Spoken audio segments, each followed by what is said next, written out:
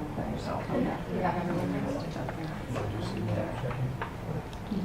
evening, everyone. Welcome to Book Passage. Thank you for coming out on a Saturday night, a very vibrant Saturday night here at Book Passage, and supporting your independent bookstore. We are so fortunate that we get to host incredible authors and speakers here about 800 times a year. So, and we really value when you come out and support these events. So thank you for being here. My name is Melissa Sestaro, and I am here to tell you a little bit about a remarkable duo here this evening, author Jena Lee Nardella and Dan Haseltine from the rock band Jars of Clay. Jena and Dan are co-founders of Bloodwater, an inspired nonprofit who set out with a dream to help bring clean water to Africa. Today, Bloodwater has partnered with communities and brought clean water to more than 1 million people, and also provided health care for more than 60,000 people in HIV-affected areas. These are pretty inspiring numbers. And Jena's book, 1,000 Wells, brings us to the heart of her journey. Her journey and challenges along the way will inspire you. It is a profound story, honest, captivating, and generous in every way. It is also a story that in some ways began right here in the Bay Area when Jena was a little girl. And it is with great admiration that we welcome Jena and Dan to Book Passage this evening.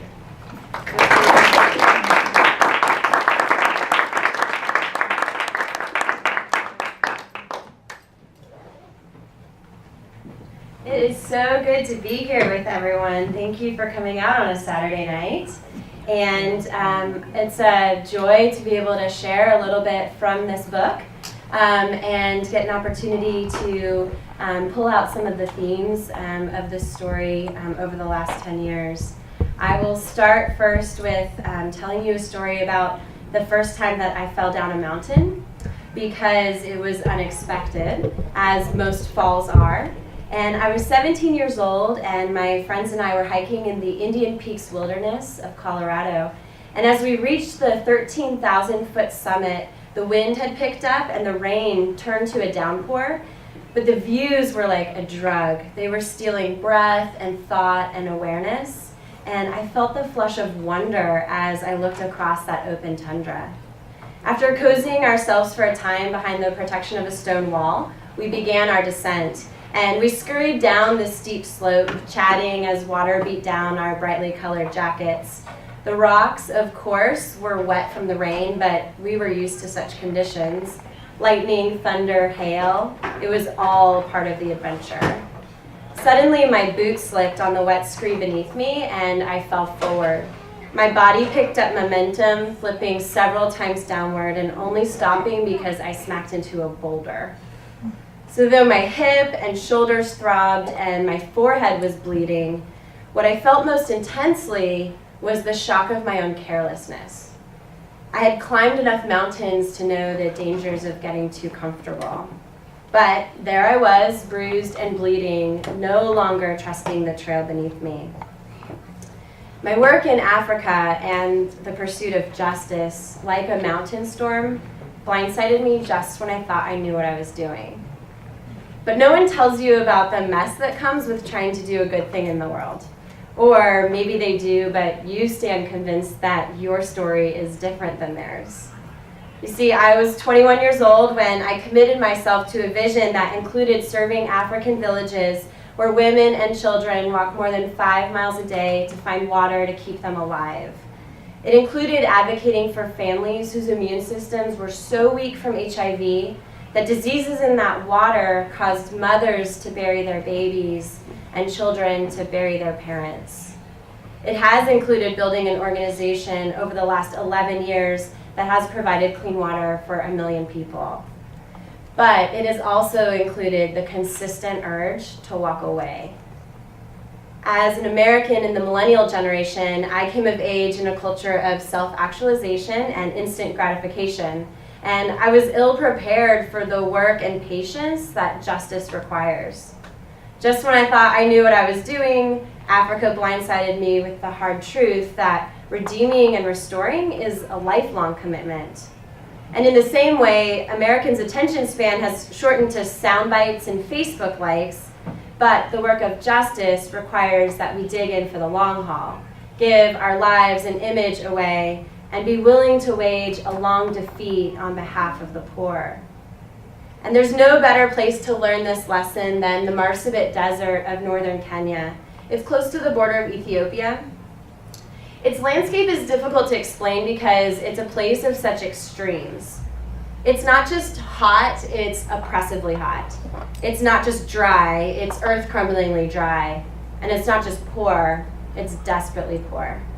And as you fly above the region, the land below looks like the surface of the moon.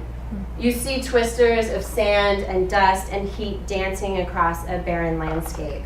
You feel thirsty just looking at the vast desert.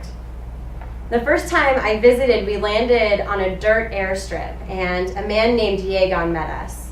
And Yegon and his team were committed to bringing health and clean water to communities that had no such access. The inhabitants of this desert were a nomadic people who traveled for days to find remnants of vegetation for their animals to eat and to live. One need only be in Marsabit for a day to feel the dramatic effects of a water crisis. So Yegon had a vision and he wanted us to see it. We traveled for hours across the moonlight terrain until we found ourselves in remote schools where 100 children gathered to learn amongst this expanse of twisters and dust. Yegon introduced us to the teachers he had been working with on the plans for rainwater catchment tanks. The vision was bold, and we were bound together in the conviction that the plans were possible to execute, and we could see real change happening in a place where most of the world had virtually ignored. So the next year, I returned to the desert of Marsabit and traveled for hours with Yegon to witness the craftsmanship of the school's new rain catchment tanks, the newly constructed earthen dam for the animals, and the impressive engineering of the deep well boreholes that were drilled successfully in one of Earth's harshest environments. The vision that Yegon had laid out for us and that we had funded had taken shape, but there was one problem: no water. When I turned the tap connected to the storage tanks, I felt only hot air. When I walked up the hill to view the edge of the dam, what was supposed to be filled with water for animals was a cracked prune of a landscape. A goat lay on its side in the dusty sand, dead from dehydration. The new borehole was nearly dry, eking out an insufficient stream of water that we had designed to serve hundreds of people and their 7,000 animals. Scattered herds of camels and donkeys stood with their owners, instead waiting their turn to drink from the dribble of the trough. So Marsabit had been suffering a severe and unexpected drought for more than a year. The water storage had run out nearly 6 months before, and mothers, fathers, babies, camels, donkeys, goats were all continuing to fight a long defeat of a life with no water, which doesn't really leave much life after all. As I stood under the merciless sun, it became clear to me that the laws of return on investment don't apply in many places around the world. The unjust forces of nature can cripple even the strongest, most capable person, community, or ideal. In this case, all the persistence, money, and work that the people of Marsabit and Bloodwater had done over the years came to nothing tangible. People and animals were still dying from a drought that mocked our best intentions. As Americans, many of us assume that if something needs to be done, there's a way to do it. But sometimes human capability meets its threshold, and we learn the truth about what we can and cannot do. In Marsabit, we can partner with the best organization in the region. We can raise all the money we need, mobilize the communities with excellent methods, train in best practices in hygiene, build solid latrines, and construct foolproof rain tanks. But we cannot make the rain. And I hadn't considered what would happen if a project failed, or if clouds refused to shower on certain parts of the earth. So far, I had only experienced the windfall of blessing, and I suppose I expected it to stay with me. But Marsabit is a place that will make you question many truths you thought you understood about the world. How hard work pays off, how hope comes through in the end, how God is merciful. My convictions began to crumble like dirt beneath my feet. I thought I could change Africa until I realized that I could not make the rain come. Marsabit was like the mountain of my youth. I wasn't seasoned enough to expect the fumbling and the stumbling, the head over head falling, the stillness after impact. And the American church might be experiencing that same kind of surprise, especially because it's been a little bit like a millennial in its attention span for justice. We passed around a documentary about children affected by a war in Uganda. We gave up our birthdays for clean water. We marked red X's on our hands, and we bought shoes that gave a pair away to another. We made a stand and started our own nonprofits. We self-actualized through sharing our voices on blogs and mobilizing resources. There was momentum, and we could feel it, a sense that people of faith had caught onto the fact that Jesus actually cared about the poor and the marginalized. The church put aside fear and judgment and took up mercy and generosity by pushing the U.S. government to do something about the AIDS crisis in Africa. Christians mobilized support for the President's Emergency Plan for AIDS Relief, which is now sustaining the lives of millions of HIV-positive men, women, and children around the globe. And that was a 180-degree turn from a Barna poll in 2001, which stated that only 3% of evangelical Americans would be willing to help someone with HIV. But then the Red campaign faded in its coolness, and the work of doing good got inconvenient, and other things caught our attention. And my question today is, will we dig in for the long haul, give our lives and image away, and be willing to wage a long defeat on behalf of the poor? Trust me, the glitz of standing for a cause will wear off. And maybe the leaders of the organizations we've followed disappoint us. Maybe we find out that doing good is messy and more complex than we want. The solutions less clear than our slogans suggest. Or we face our own Marsabits, where the rain just won't come. And we grow weary. We lose sight of the vision. We even question whether justice and mercy are worth the pursuit. We have an urge to grab onto the next big thing, to start something else. You see, we need to feel the gratification of our goodwill, and we want to see its immediate results. But I think that the world is going to move faster and continue to tempt us to abandon the disciplines of patience, presence, prayer, steadfastness, relationship, consistency, faithfulness, hope. Smartwatches, quicker turnarounds, and the speed of consumption fool us into thinking that redemption is fast. But I think there are still truths about the world that we ought not ignore amidst the sheen of the immediate. If you look at the amount of time it takes in Africa for corn to grow, or for a girl to walk with her bucket to the nearest watering hole, you find that the pace of life and the growth of people follow the pace and growth of the land. Or if you were witness to the achievement of a community coming together to build its own rainwater catchment tank, only to be followed by an unexpected season of drought, you begin to expect a slow-paced and uneven path in all things. And as we continue to address the world's injustices, that path may be the same. In Kenya, they say pole pole, or slowly by slowly. In Zambia, they say panono panono, brick by brick. And they're not referring to just speed or pace, but also that uneven up and down, 3 steps forward, 2 steps back nature of both work and life amidst challenging circumstances, broken relationships, and deep-set cultural constraints. There's never an expectation that life will go smoothly or that you will reach your destination with expediency. Slowly by slowly expects ebb and flow. It sees healthcare happening in the midst of overwhelming sickness. It brings 10,000 liters of water even if 100,000 are needed. Brick by brick, there are hospital wings and fresh water wells, and yet millions more women continue to walk miles every day for water. Slowly by slowly, we expect to wage the long defeat and seek after the new heavens in the midst of a nearly blinding brokenness. So let us remember that the work of justice is a long-suffering narrative, both for the individuals who are today enduring the brunt of the world's worst injustices and for the people who are committed to moving the needle. Martin Luther King Jr. rightfully noted, "Human progress is neither automatic nor inevitable. Every step toward the goal of justice requires sacrifice, suffering, and struggle.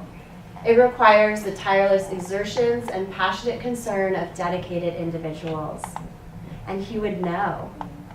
And as I look at my own life, saturated by expectations of expediency, ease, and self-actualization, I tremble at Dr. King's words. Because it means that the pursuit of justice will cost something significant, and that it will not be easy. As the idealism fades, do I have what it takes to stay with it?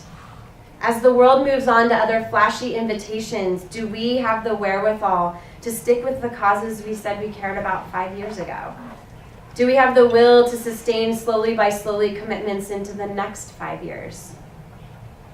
I love the call in Isaiah 58 because it delivers an ambitious mandate that weighs heavy on those of us who seek to examine issues of justice and poverty and faith and conviction.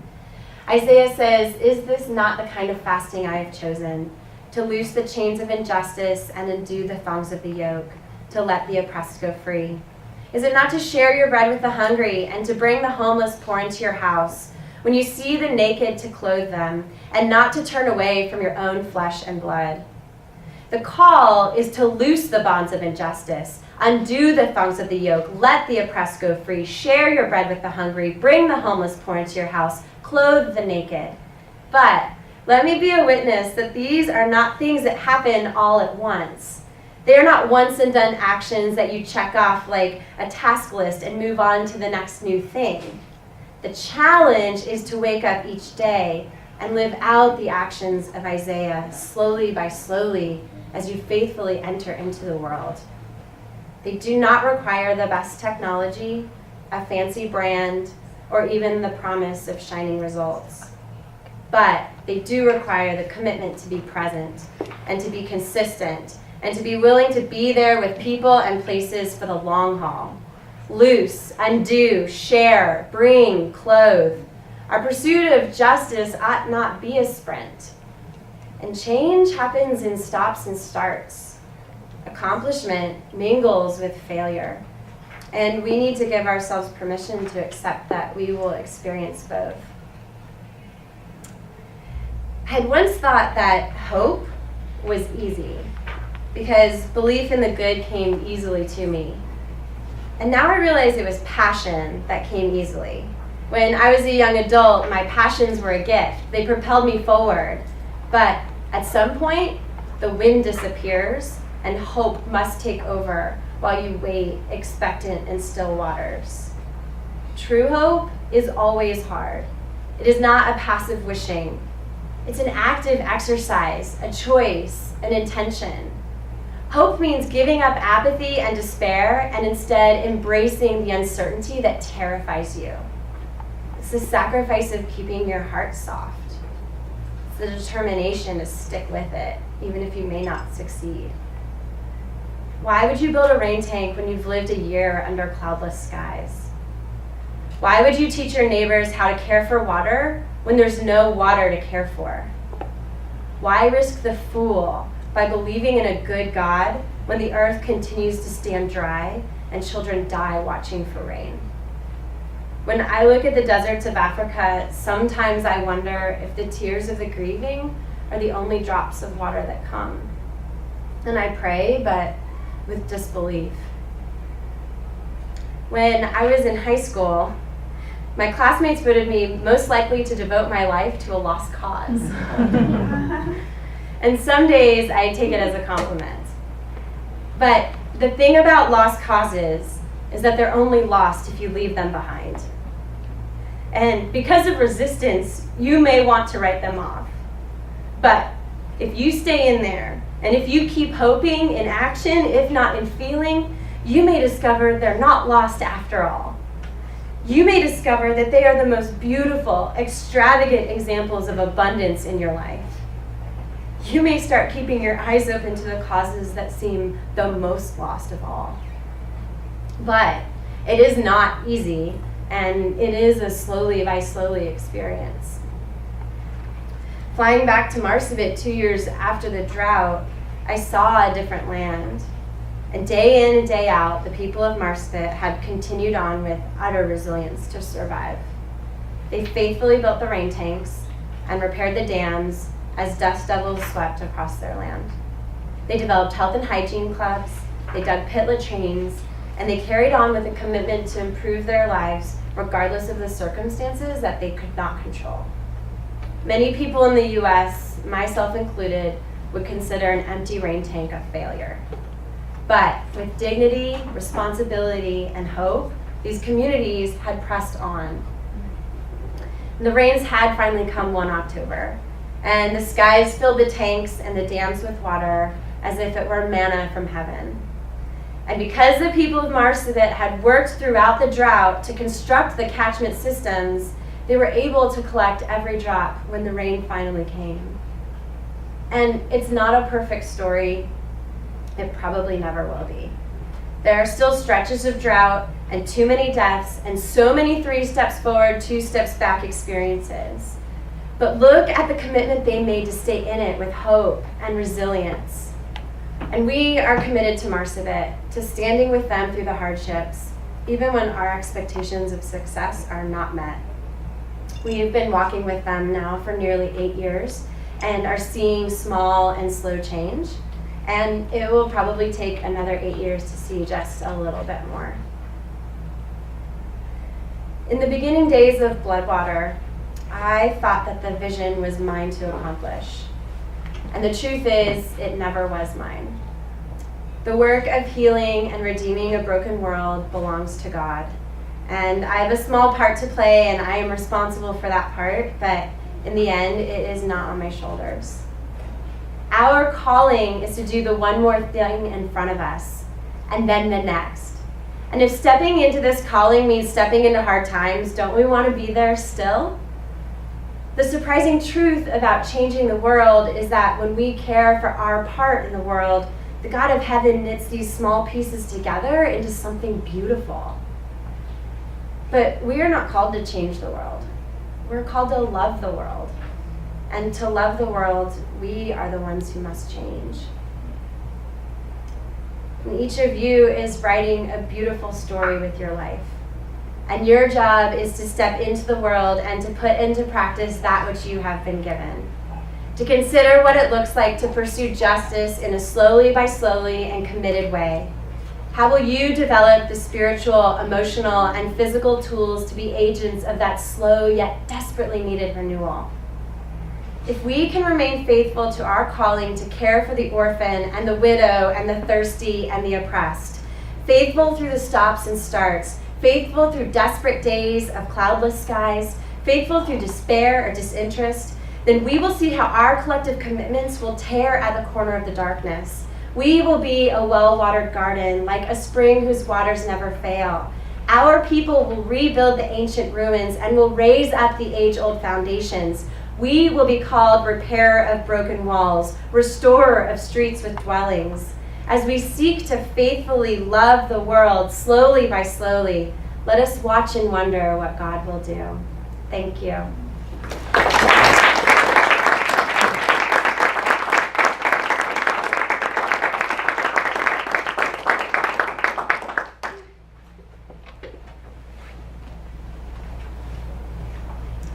I'm going to invite my colleague, Dan Haseltine. Hi, Dan. Hi, Jena. Hello, everybody. Hi. So if you're here for the poetry reading, I know some Shel Silverstein that I could recite.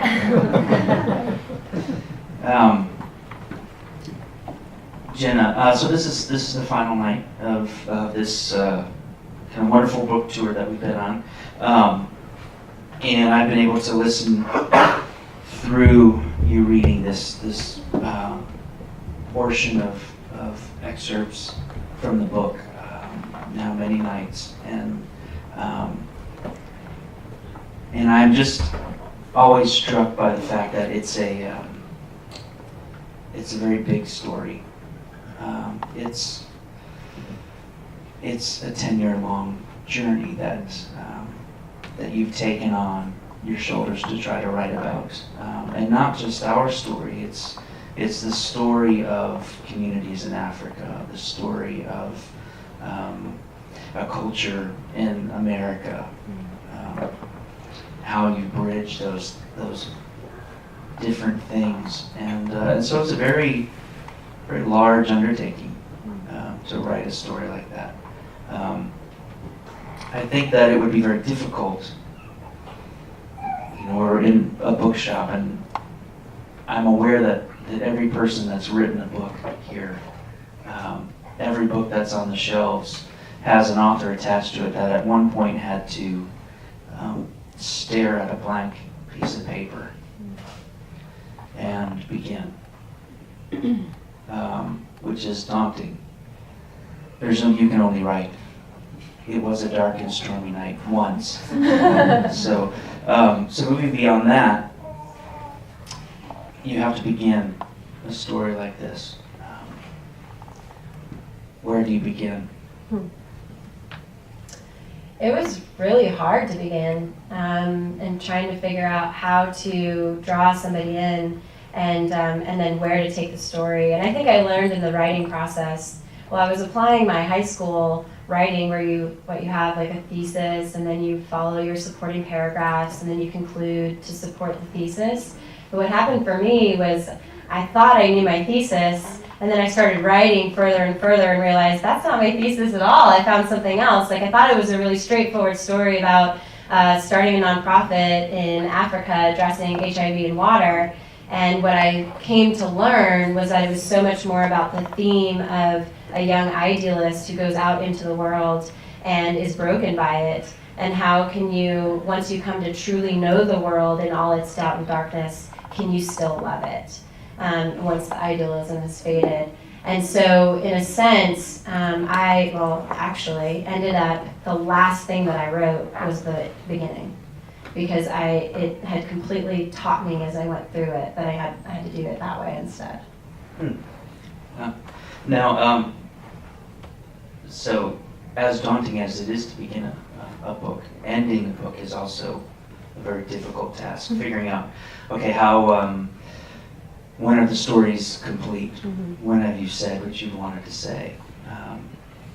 At some point you put the pencil down or the pen down and you say, that's the story that I wanted to tell.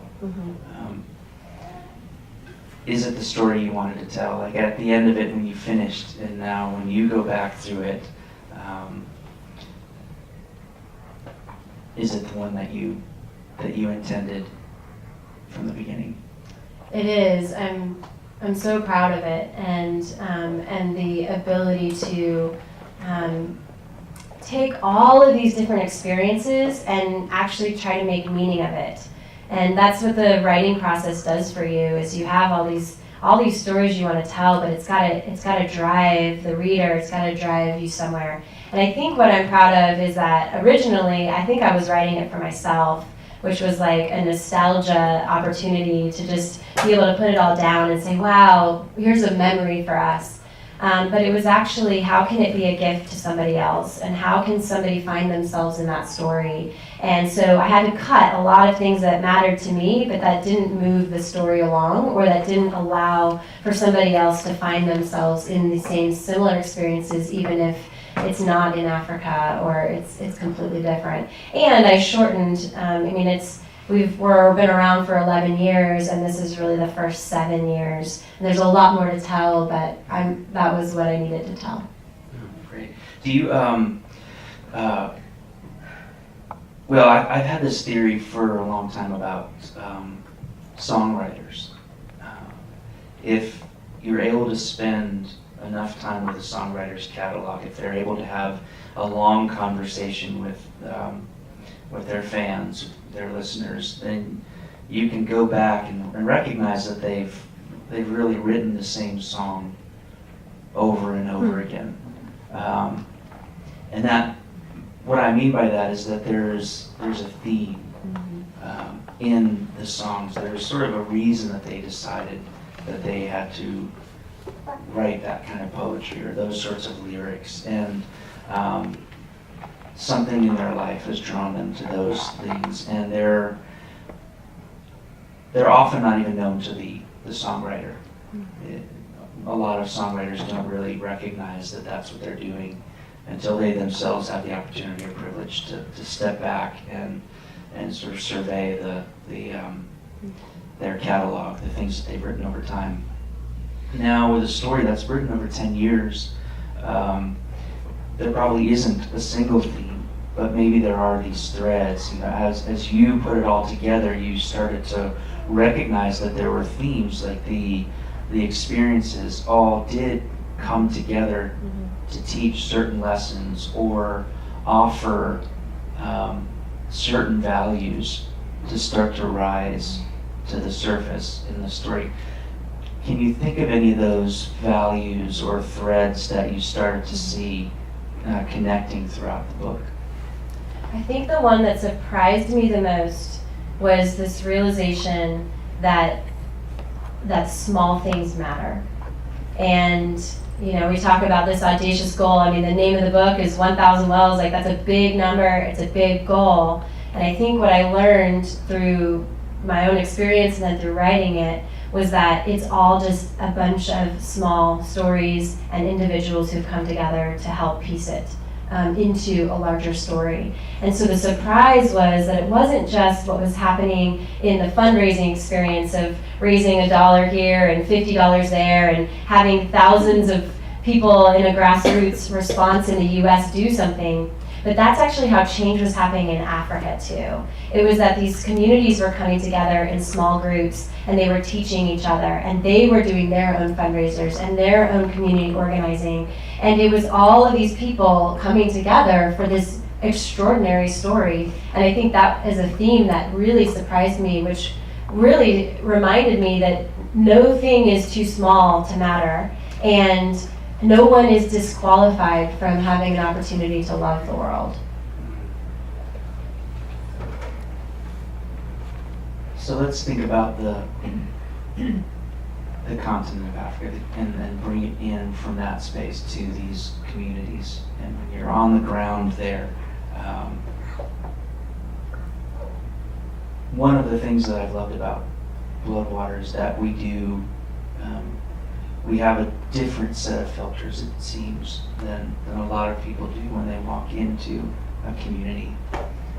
There's a certain kind of discipline attached to stepping into a community and doing the work that we do, having the experiences we have.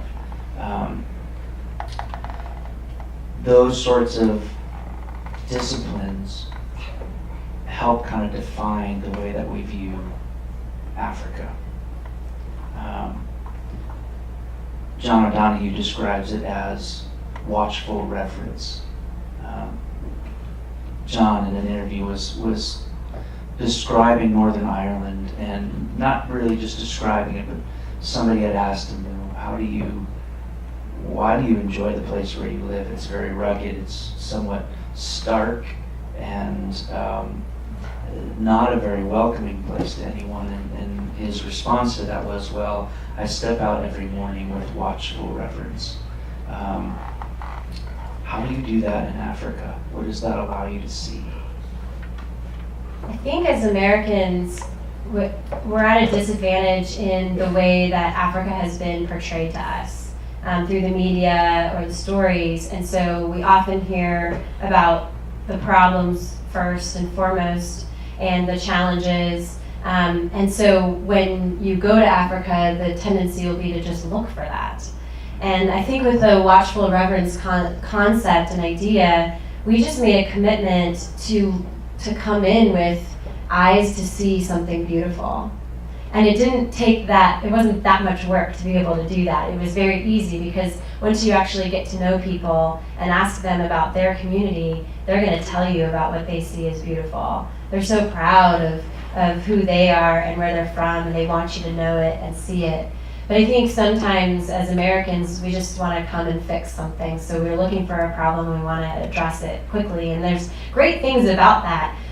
But what we've learned over time is that real change happens in the form of relationship and in the form of this slowly by slowly process. And that real change, at least from our experience with Bloodwater, really only happens if you're willing to give yourself into it as well. And I love this quote that really set us forth in how we were going to step into relationships in Africa. And it was somebody who said, if you're coming to save me, you're wasting your time. But if you're coming because you believe that somehow your liberation is bound up in mine, then let us struggle together. And it's this belief of human relationship and kinship, and that really I am also broken and I also have great potential, and I need to be able to come in at a level where I'm willing to give a part of myself and receive as well. And that mutuality is the sustaining change that happens, and that happens at a personal level. And then what we do at an organizational level is that the way Bloodwater works is that we're not doing for the communities. We are partnering with great African organizations that are doing great work and allowing them to be the heroes of their own story. And then the privilege is ours to just get to be a part of it. Yeah, very much so. I think we've recognized that over the years that when we're standing around people, I've loved that moment when I'll sort of be outside of myself and I'll just be kind of going, wow, I'm amazed that I get to be in the room with the people that I'm with. And that happens in Africa quite often because once you do get past that sense of maybe that Western myth of because you lack resources, you couldn't possibly be as smart or creative or innovative or capable or passionate about your own community.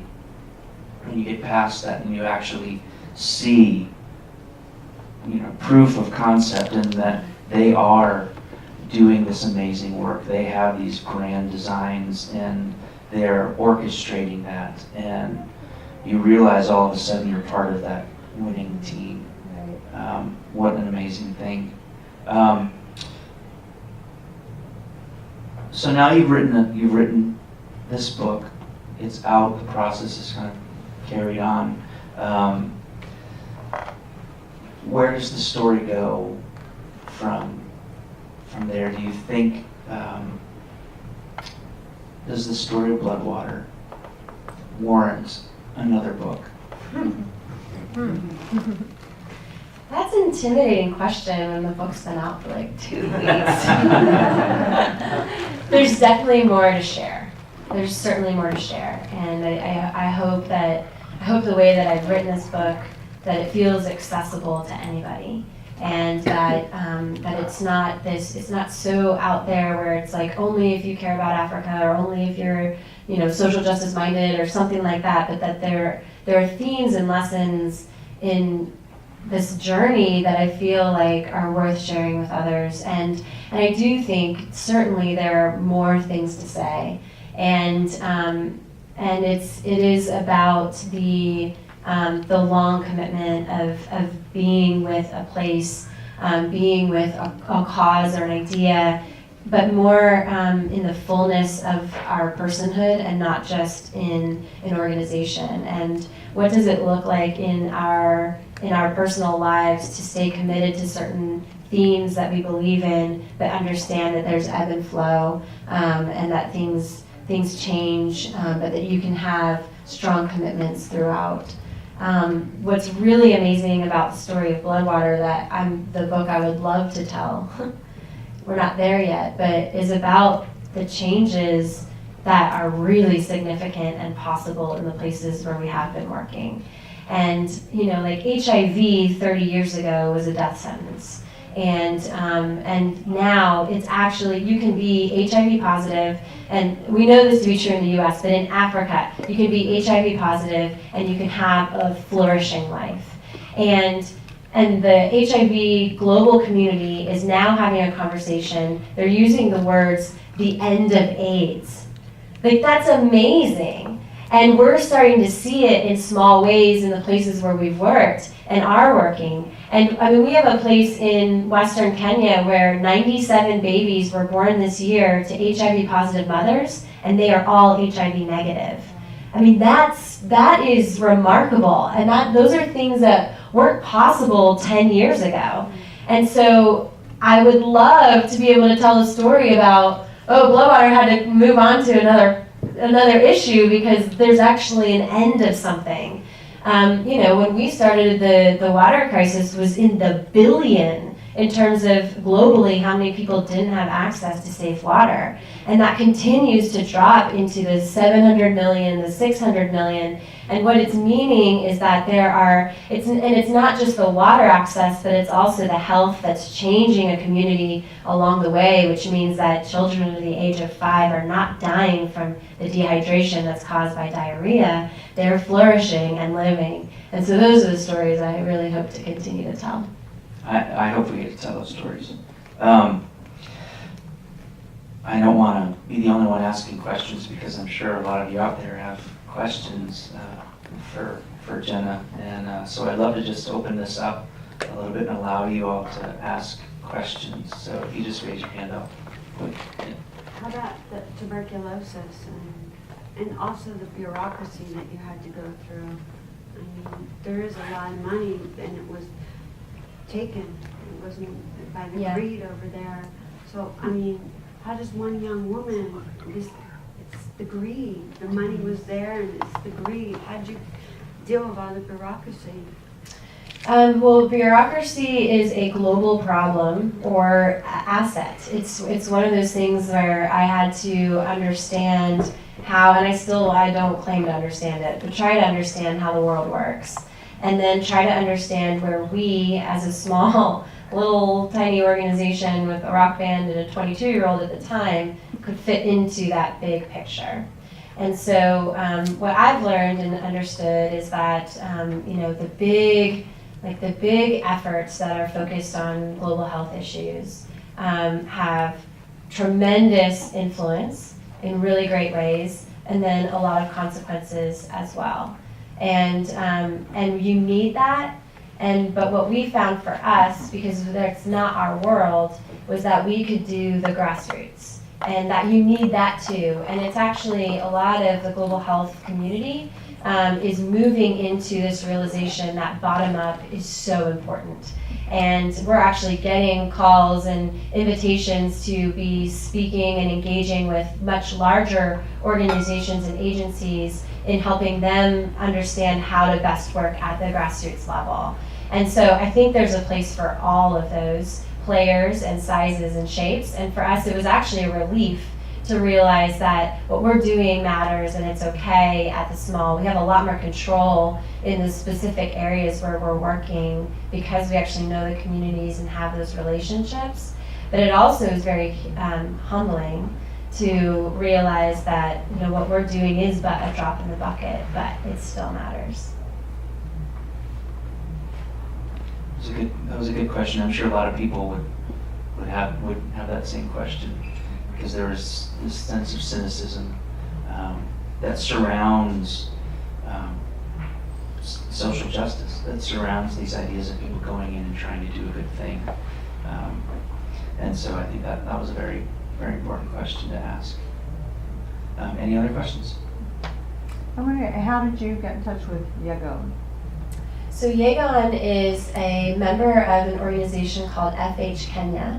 And so it was one of our partner organizations that we started working with in the region. Who's us? Bloodwater. Okay, so you started it before you ever met him. Correct. And where did that come from? Bloodwater? Yeah. Yeah, so if you read the book, it's going to tell you all about it. So basically, I was a passionate college student, 21 years old, passionate about HIV, wanting to make a difference. Met Jars of Clay, a band that was traveling all over the country and had a tremendous platform as well as passion about the AIDS and water crisis in Africa. And they had a vision for starting their own nonprofit, and I wrote them a 25-page proposal on how I thought they should start the organization and why they should hire me to do it. And the journey to get to Yegon was learning that we didn't need to become a new organization that was going to go drill wells or build clinics in Africa.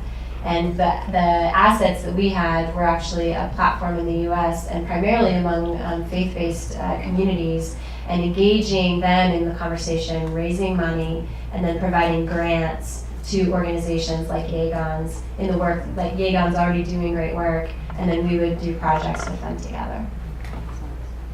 Sure. Any other questions? Yes. Yeah, I'm wondering if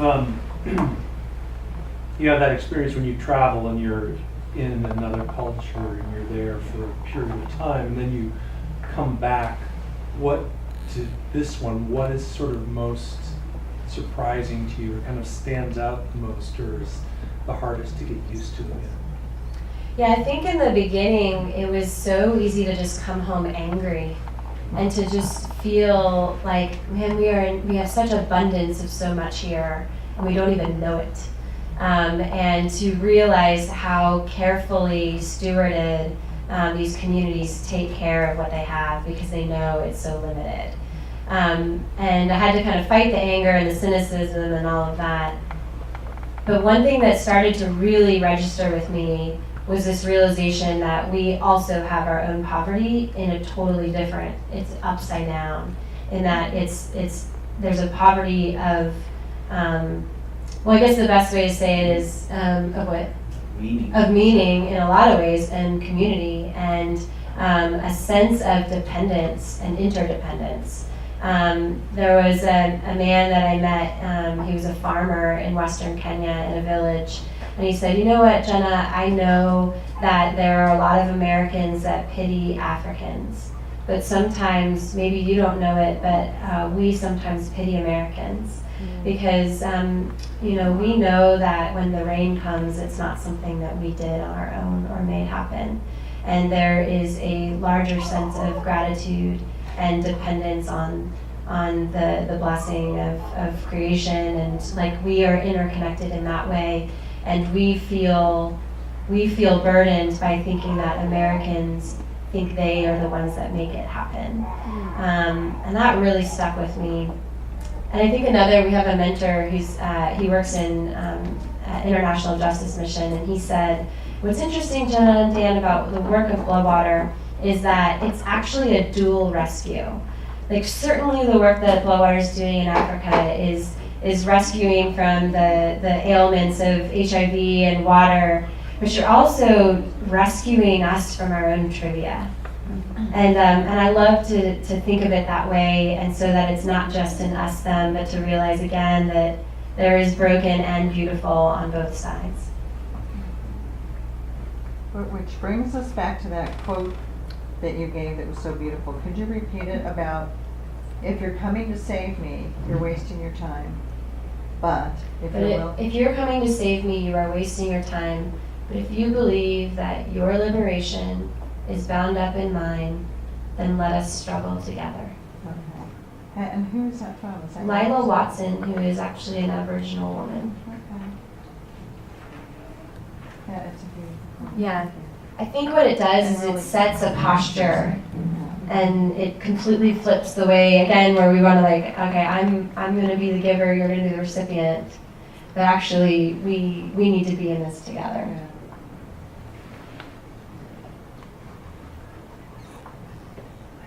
Any other questions? Yes. So you talked about having maybe a sense of naivety about what the hardship of trying to create change in Africa, and that maybe your sense of certain fundamental beliefs and assumptions that you entered were challenged. How did you hold those things together after they were challenged? I barely held them together. And some days I still barely hold them together. But I think it's off of really just the commitment to choose it every day. And you think about other commitments, things that you stepped into and said that you fully yes, like a marriage, fully yes. And then it's like, ooh, but I didn't know it was going to be like that, or this, or that. Wait, we didn't talk about that. Was that going to be a part of it? And I felt that way about like I'm gonna love and commit to Africa in these things, but I didn't know it was gonna break my heart or hurt me or disappoint or whatever it is. But you choose it anyway because you believe in it, and I think that's what that hope is about. And I think it's really what we have to hold on to. And so in the days when I didn't believe it or feel it, I practiced it anyway, and it got me through in that. I think the other thing that has just been a gift for me is that I've been surrounded by mentors, and I've opened myself up to people in the good and the bad times, and they have been able to reflect back to me in the times when I can't see it. They say, it's right there, Jena, let's just keep going. And we need each other, we need community, and we can't do it alone. And so that's been a real gift as well. Yes? I wonder, being a new mom, if you can talk about how your upbringing affected your living your life with a sense of meaning, and how you would raise your son or your children with a sense of meaning, and your thoughts. My upbringing was incredibly intentional and loving, and my parents, I think, noticed early on that I had a compassion and a care in the world, and they worked really hard to make sure that it didn't just get thrown out, but they literally would walk with me into those places and shepherd me into it, and allow me to engage with the world and not be afraid. And their faith was significant and mattered to me as well.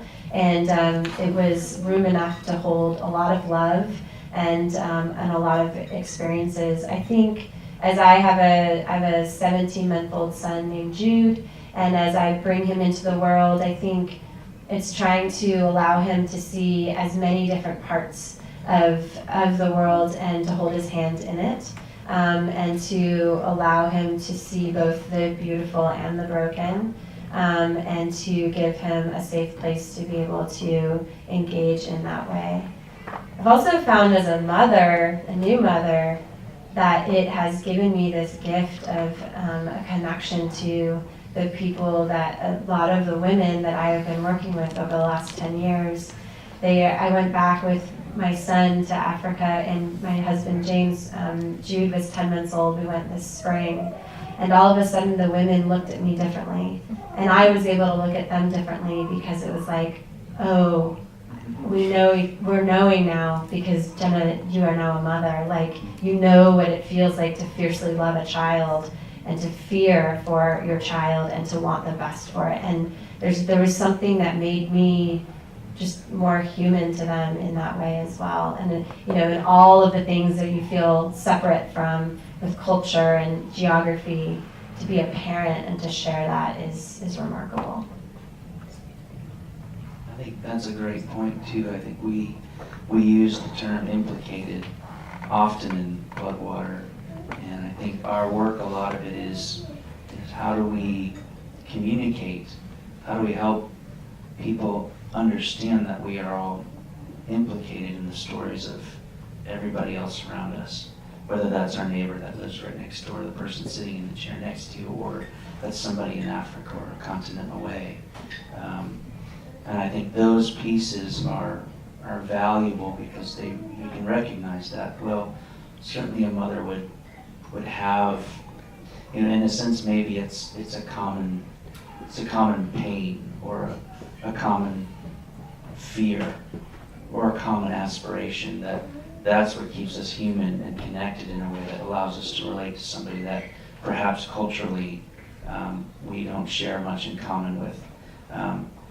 But if it is that human connection, that allows us to then say, oh well, what would I want for my family? What would another human being want for their family?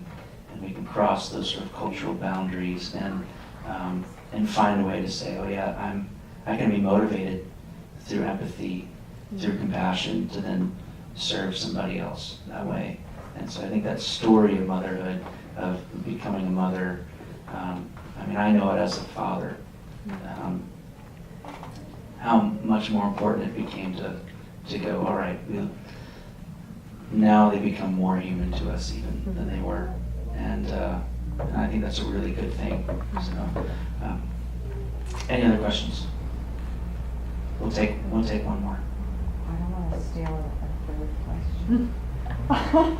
Well, you've talked a lot about your failure and your heartbreak, and I'm wondering, is it the bureaucracy that's behind that? Is it the overwhelming problems that you're facing? Is it because of that there are things out of your control that are, or I'm curious because you've referred to it throughout. Yeah. So what's the failure and the heartbreak really about, or what is it? How does that touch? Where is that experience? And it's all across the board. But I think the theme is this vision and belief that I could really change the world, that I could really have control over these things if I just put enough into it, and if we all just did enough, and then to face something as horrific as an HIV pandemic, or the structural injustice of an entire continent that has just layers and layers of history and oppression and challenges, that a naive young girl thought, yeah, let's do this, and so wrestling, I think, with my own ability to, if that's not the story, if it's not that it can be that simple, do I still belong in it? And I think that was really the question that I've been wrestling with. And I think in a lot of ways, like with this story, I tried to be really honest about the failures. The truth is, we are a remarkable success story. I mean, we've raised $27 million in 11 years, and most of that has come in donations under $100 each, and have worked in 13 countries and serving hundreds of thousands of people with HIV. We have several thousand people who are HIV positive, who are on medication, and they're living, they're thriving. It's amazing. There's beautiful things. The thing that I felt early on in this story of my own was that I wasn't hearing from anybody else that it was a hard thing to do. And a lot of the organizations that I admired and looked at, they told these phenomenal stories all the time, but I thought, surely, are we the only ones dealing with the really hard stuff? Or am I getting this wrong? And so I've erred a little bit more on the side of trying to be able to be a voice that says, hey, accomplishment mingles with failure, and it's okay. A failure in this doesn't mean that, stop donating or believing in it. Just be with us in the struggle. Be in that together. And we have that with Africans in our work, but we also want it with our supporters who feel as though they can weather the ups and downs with us as well. Well, I partly ask because I think in this country, people want to care, but there's so much disengagement. And partly I think it lies in the stuff that you're talking about, and so it's how to keep people motivated. What we've learned is that, there are so many things to be cynical about. And it's legit. There's so many reasons to be cynical. And what we do is we just continue to look to truth and to those stories that we've gotten to be witness to, and that gives us hope. And we've learned that guilt is not a motivator, but stories of true change, of people that we know who are our brothers and sisters, and we've gotten to see what happens when small things come together and people actually participate. It's worth it. And so those are the stories we're committed to telling and inviting people into it. But it's a steep curve in terms of, there's a lot of things to be cynical about, I think there are more things to be hopeful about.